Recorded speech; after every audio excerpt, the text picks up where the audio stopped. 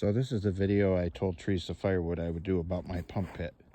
Because of my distance, I'm 500 feet away from the boiler. The house is, anyway. I have a pump mounted in a pump pit under the ground. Not quite halfway in between the boiler and the house. I'm running two pumps, one at the boiler and then one in the pit. So anyway, here is the pit. Open this up.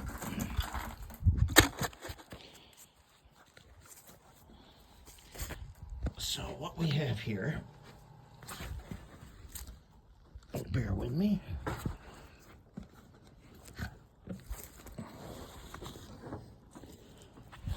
Ooh, it's nice and warm in here. So what we have here is I put a bypass in, so it's easier to bleed the air out of the lines. This is the return, and I have a crossover piece here with a valve which is off right now, and that goes into the supply. I have ball valves on the return and the supply on both ends. On the end coming in from the boiler, which is this end, and then the end going up to the house. So basically what I can do if I want to bleed the air out is I can shut the two valves going to the house off and open the bypass, and that'll allow me to bleed the feed coming from the boiler to this pit. And then I can do the exact opposite. If I want to bleed the line going out of this pit up to the house, I can simply shut the two ball valves here, which go back to the boiler, open up this bypass right here, and I can bleed the lines coming down from the house. I can actually do that right with the, with the water, the feed water that when I fill the boiler up, it's plumbed into the house plumbing. And that's actually the most efficient way I've found to bleed these lines, because of course, you're 60 pounds of water pressure, it'll bleed the lines out really quick.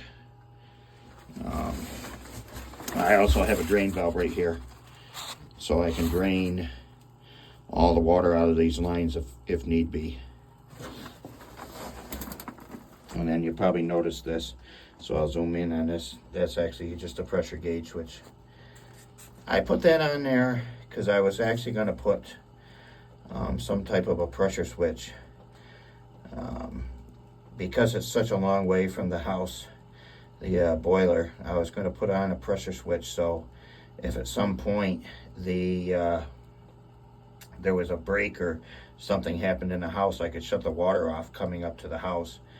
And I was going to wire this up so it would kill the circulator pumps, but I never did.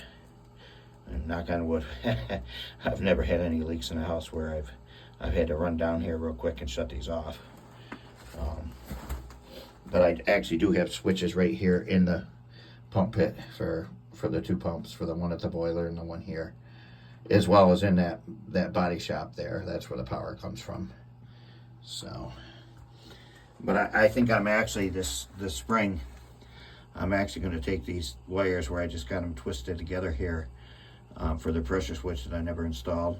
I think I'm actually going to run these outside of the pit, and I'm going to wire them into a receptacle and a plug, because I've always been afraid if we lost our power for a long time, I'd probably have to drain the water back out of these lines. So I'm thinking of actually making this whole setup on a plug. And then I can just pull the plug on a receptacle and plug it right into a generator right outside this pit. Probably would be a smart idea, but that's a project for another day. But anyway, yeah, that's my setup. Told him I would show him this, and actually I'm looking at this gauge right now, and I guess the system is running at, I don't know, what's that look like, about 10 psi maybe? Yep. I guess the system runs at 10 psi with the two pumps. These are Taco 0013s. This one right here is actually the only one that's cast. The one on the boiler is a good one, it's stainless. But these are 1/6 horsepower pumps. There's two of them, like I said, one at the boiler and this one here, of course. And these are 240 volt. I went with the 240 volt model just because, you know, they're much more efficient. Uses a lot less electricity. Quite a bit less, actually, if you look at the power ratings on the Taco website. And I'm here in upstate New York, and our power rate is pretty freaking high, so it's very expensive. So that's why I went with the 240. Anyway, that's it. Talk to you later.